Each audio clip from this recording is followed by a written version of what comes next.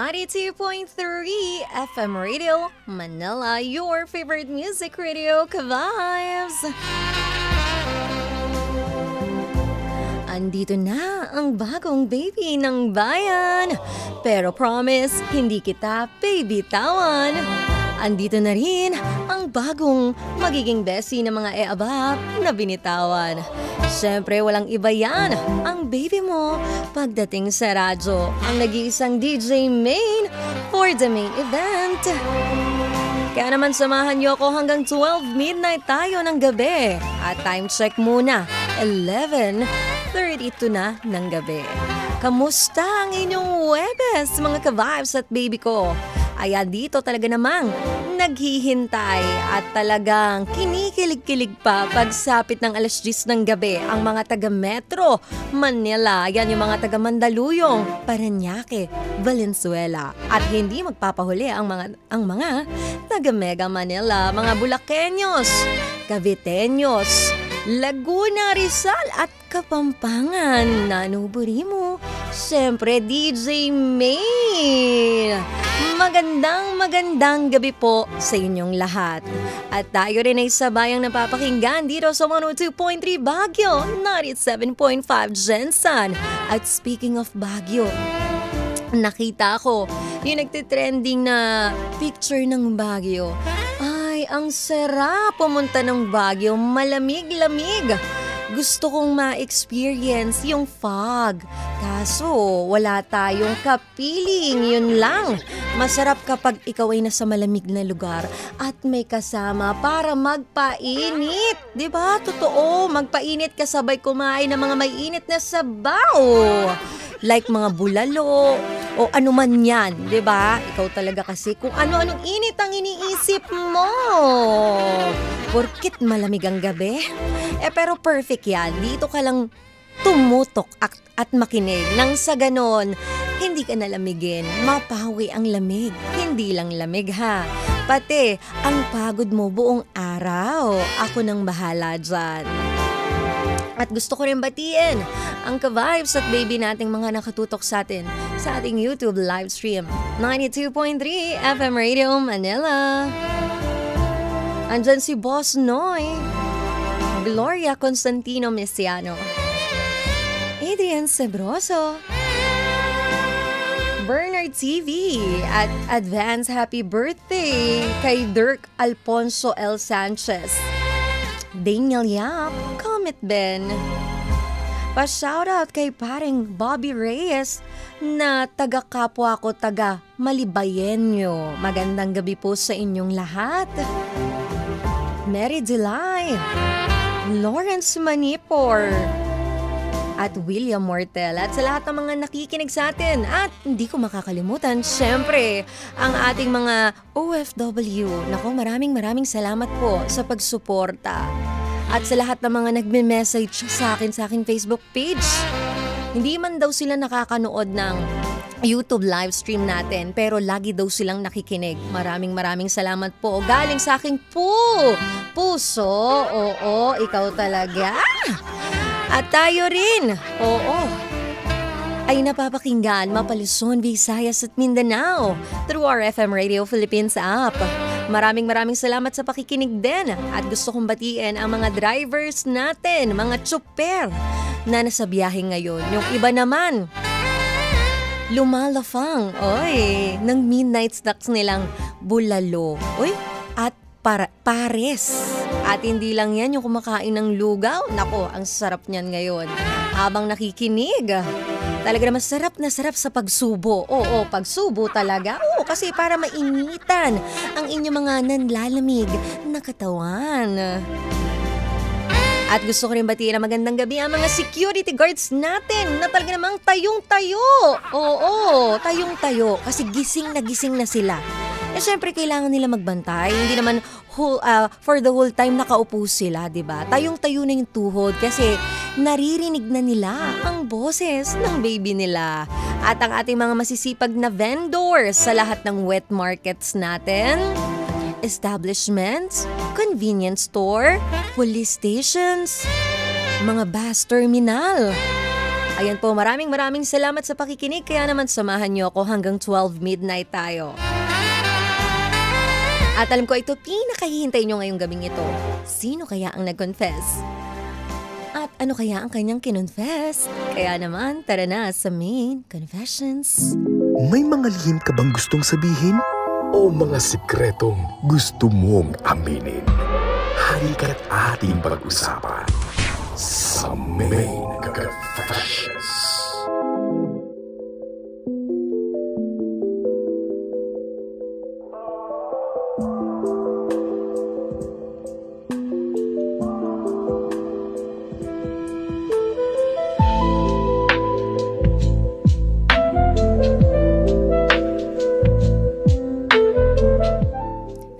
DJ Main,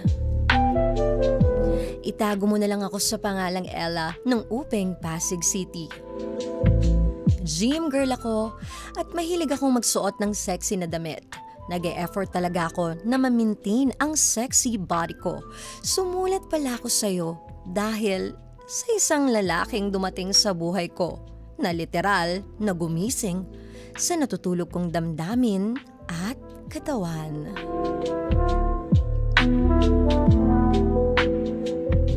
May boyfriend ako, matagal na kami. Okay naman siya, mabait, provider. Pero, DJ Main, hindi na siya nakakakiliti. Alam mo yung pakiramdam na kasama mo siya, pero parang ang layo niya. Parang may kulang at hindi mo alam kung saan mo hahanapin yun.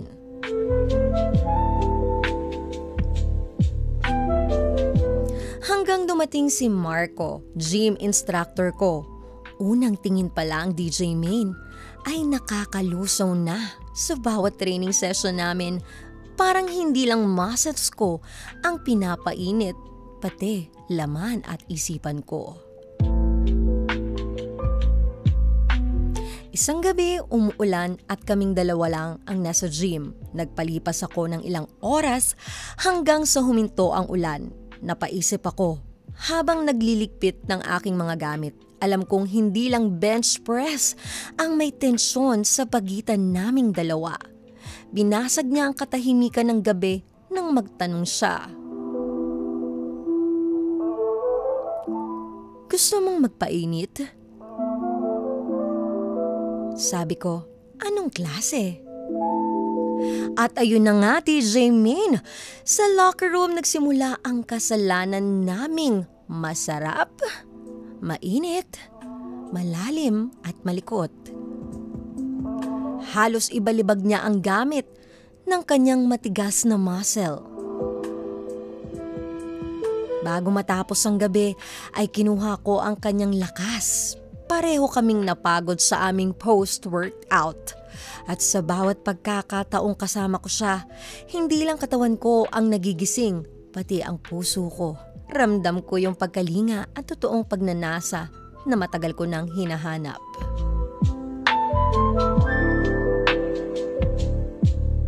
DJ Main, ito ako ngayon. Nakangiti pero naguguluhan. Masaya ako sa ginagawa naming bawal pero alam kong may hangganan. Please don't judge me. Pero masama bang piliin yung taong nagpapasaya sa'yo sa kama, sa kwento at sa puso? Kahit hindi siya ang una mong pinili, sana mabasa mo to, DJ Main. I need your advice. Maraming salamat. From Ella of Villaupeng, Pasig City.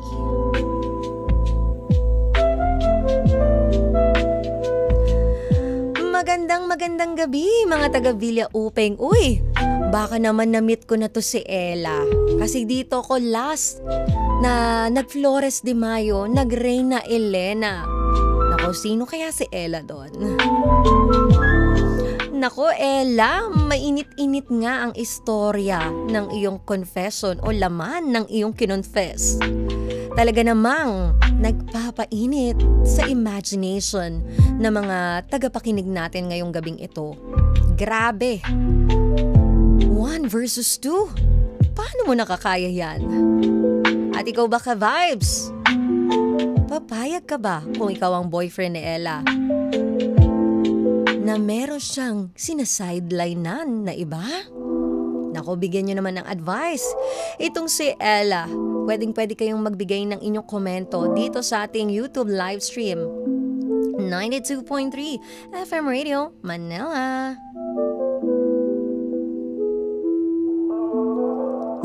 Masarap talaga ang bawal. Totoo yan.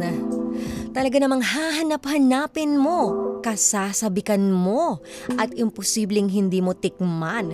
At once na tinikman mo, talaga namang hindi mo hihindian.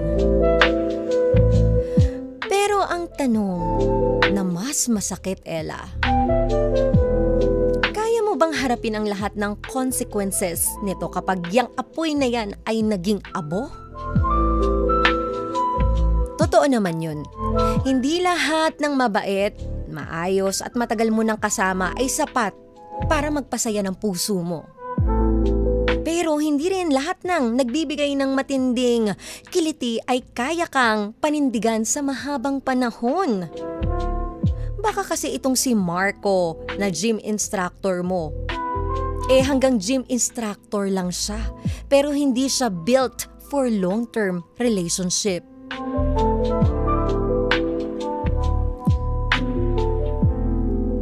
Yung ma-attract ka kasi sa iba while you are in a relationship, para sa akin it's okay. Like na-appreciate yung kagwapuhan, height ng isang lalaki, yung aura ng lalaki, and vice versa din sa babae. Kumbaga kahit in a relationship ka, pag nasa mall ka or nasa labas ka, minsan napapatingin pa rin tayo Hindi dahil na gusto natin yung taong nakita natin, kundi na-appreciate tayo at na-overwhelm o nasashock tayo na, uy, ang ganda naman itong babaeng ito. Ay, ang gwapo naman niya. Mas makinis pa siya sa akin. Yung mga ganong feeling, yung mga ganong reaction. Kaya hindi rin masama yun talaga. Pero may mga magjowa kasi na parang close-minded sa ganyan. Parang hindi ka pwede tumingin sa iba. Hindi ka pwedeng mag-appreciate ng iba. Kailangan kung ako yung jowa mo, sa akin ka lang. Magkakaiba tayo at nire-respeto ko naman yun. Walang masama doon yung mag-appreciate ka, ma-attract ka. Pero magiging masama lang ito kapag yung attraction mo is pinurso mo para dun sa tao na nakakuha ng atensyon mo. Kasi yung attraction na yan can lead to feelings at mauwi sa attachment. Like sa nangyayari sa'yo ngayon, Ella.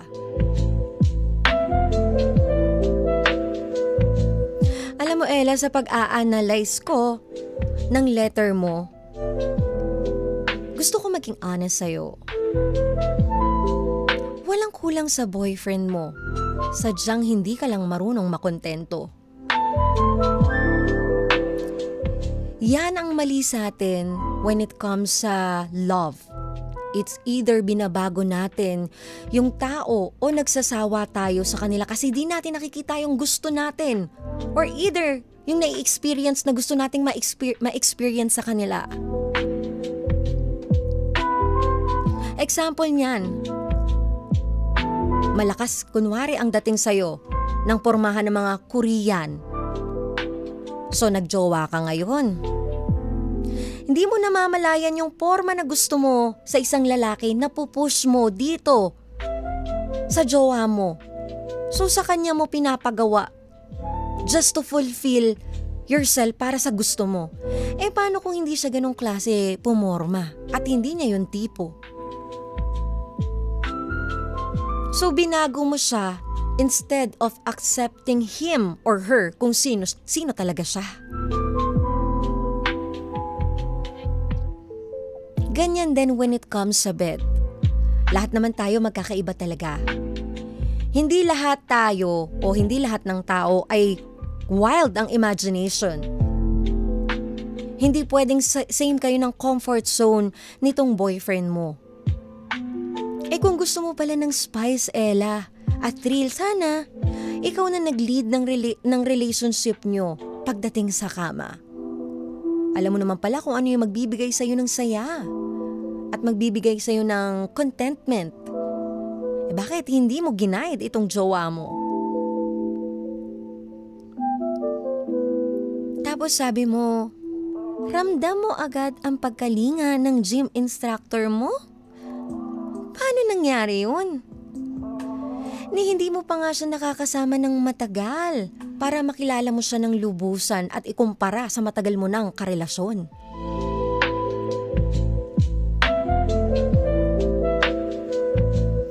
And sorry to say this, Ella. Alam mo ang mga lalaki, alam nila sa sarili nila kung sino ang babaeng madali at madaling makuha. Sa babaeng kaya nilang respetuhin. Yung moment pa lang na inalok ka na tinanong ka, gusto mong magpainit? Red flag na yun. If that guy respect you, hindi ka o-offeran ng ganun. Pero dahil alam niya sa sarili niya na madali kang bumigay, kaya para sa kanya ang bilis at ang dali sabihin, bitawan ng mga binitawan niyang salita sa'yo. So hindi nga siya nagkamali. Kasi Ella, nasa sa atin yun o nasa iyo din yun kung paano mo ikaw gusto respetuhin ng mga taong nakakasalamuha mo.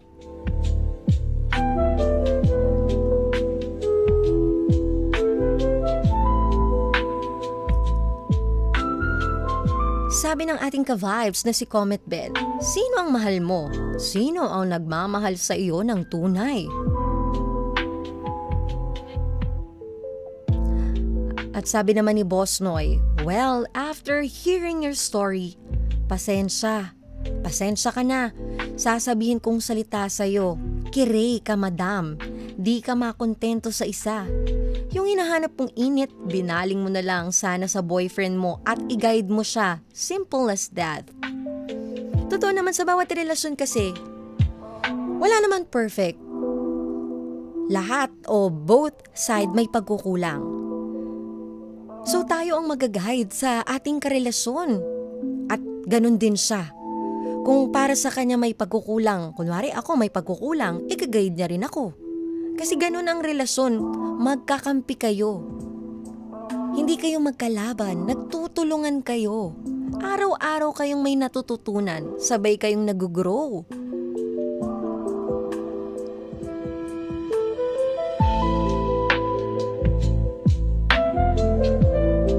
Ella, hindi kita huhusgahan.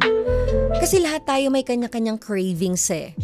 Sa atensyon, sa lambing, sa pag-aalaga. Pero sana bago ka lumubog ng tuluyan sa init ng katawan, sana tinanong mo yung sarili mo. Ito ba yung relasyon na gusto mong balik-balikan paglipas ng panahon? O gusto mo lang talaga ng escape mula sa malamig mong routine?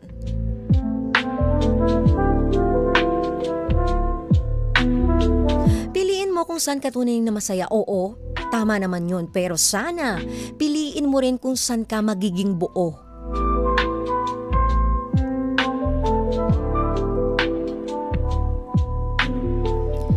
Sabi naman ng ka-vibes nating si William Mortel, dapat makontento siya sa current niya kaysa maghanap pa ng iba pa. Tayong tao, wala talaga tayong contentment eh. Okay naman din yan yung walang contentment, pero binabagayan kung saang aspect ng buhay. Pero pagdating naman sa relasyon, at alam mo namang may nagmamahal sa'yo ng totoo, nire-respeto ka, dun pa lang panalo ka na. Dapat dun pa lang makontento ka na.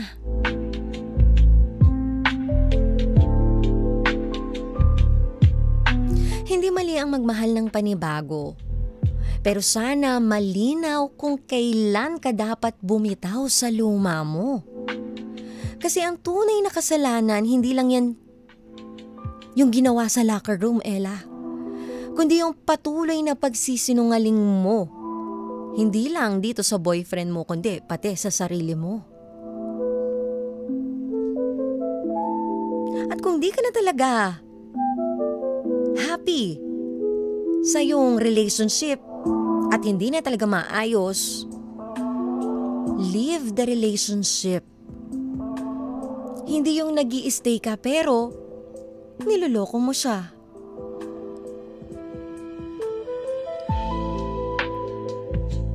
Hihiwalayin mo itong boyfriend mo. Not because may ipapalit kang iba. Dahil wala na talaga, tapos na yung relationship nyo. At para hanapin, saan ka nga ba talaga magiging masaya? At ano ba talaga ang gusto mo para makontento? Kasi ang pangit nun baka iwan mo bigla si Marco. Si Marco dito, yung boyfriend mo, para kay Marco. Hindi ganun yun. Na parang nagpi-playing safe ka. Para hindi ka lang maiwan sa ere. Para lang gabi-gabi, merong magpapainit sa'yo. Nakahanap ka na kagad ng kapalit. Mag-reflect ka muna sa sarili mo. Ano nga ba talaga ang hinahanap mo at ano ang magbibigay ng contentment para sa'yo?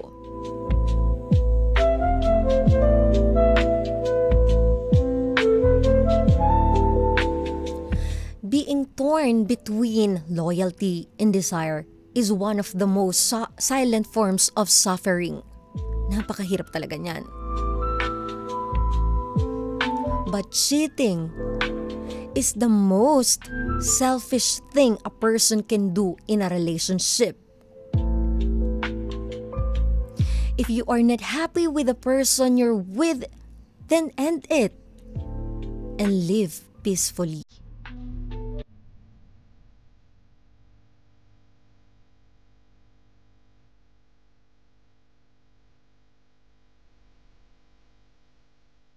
Kadalasan sa mga ganyang relationship, yung mga nag-cheat, natatakot sila. Ano yan parang sumugal sila pero gusto nila. Kahit saang parte, panalo pa rin sila. Hindi nila bibitawan yung current nila. Kasi may nabuo na silang foundation. Kilala na nila yung tao. So, mag-i-stay pa rin yan habang may kinikilala sila. Kasi pag hindi na naman nila nahanap yung gusto nila doon sa bagong kinikilala nila, babalik pa rin sila doon sa current nila. Pero, kapag itong nakilala nilang bago, nabigay yung gusto nila, nakita nila yung gusto nila, willing bitawan yan yung current nila without second thought. Wala na, hindi na nila iisipin yung pinagsamahan ninyo. Kasi mas nabuo na sa kanila yung masaya ako ngayon. Dito ako. Tapos ang ending, sa umpisa lang, may thrill. Sa umpisa lang mainit lahat. Mangyayari at mangyayari pa din. Yung magsasawa ka, hindi ka makukontento. Repeat history lang. Tapos magloloko ka ulit. Kikilala ka ulit ng panibago. Kasi ganun yung taong walang contentment sa kanilang sarili.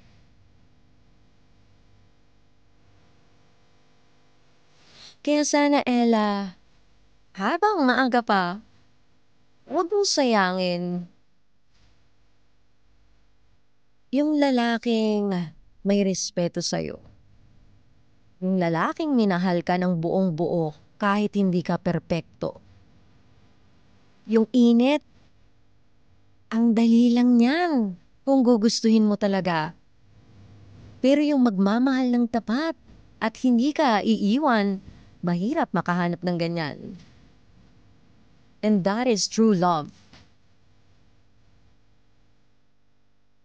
Kaya sana, Ella, magising ka sa katotohanan. At huwag mong lokohin ang iyong boyfriend. Kung di ka na masaya, leave the relationship with respect pa rin. Tulad ng pagrespeto sa'yo ng boyfriend mo.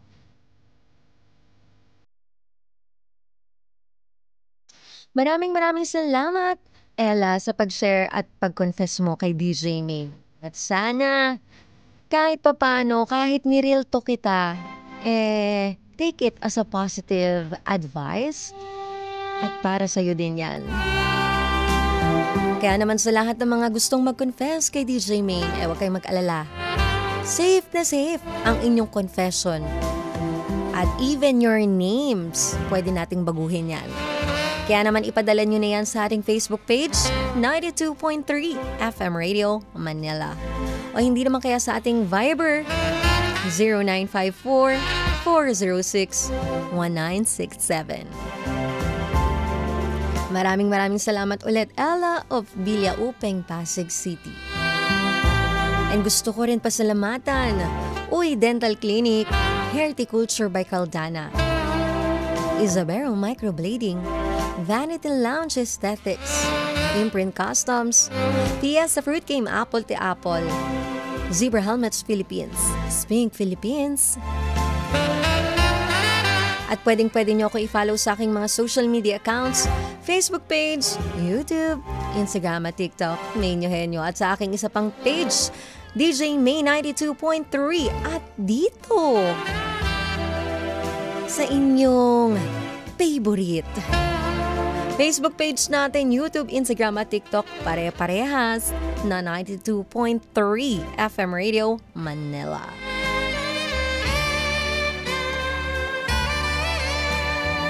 Alam ko nabitin kayo ngayong Huwebes na gabing ito.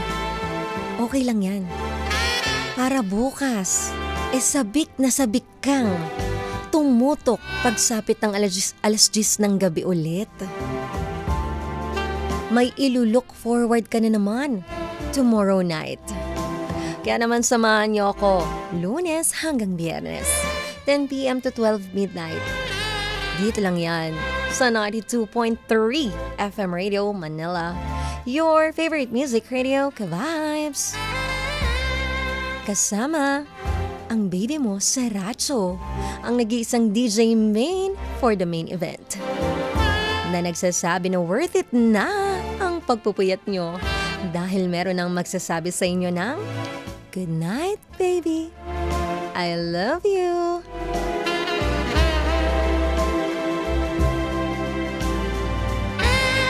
May mga kwento talagang nagsimula sa kilig, umusbong sa init, pero natapos sa tanong. Hanggang kailan ko ipaglalaban ang isang bawal? Minsan kasi dumarating sa buhay natin ang isang tao na hindi mo naman hinanap, pero siya yung biglang gumising sa mga damdaming akala mong patay na. Pinainit ang gabi mo, binuhay ang puso mo, pinalambot ang matagal nang matigas na loob mo. Pero hindi lahat ng nakakakilig pwedeng ipaglaban. Hindi lahat ng masaya ay tama. At minsan, kahit pareho kayong may nararamdaman, pareho nyo ring alam na hindi kayo pwede.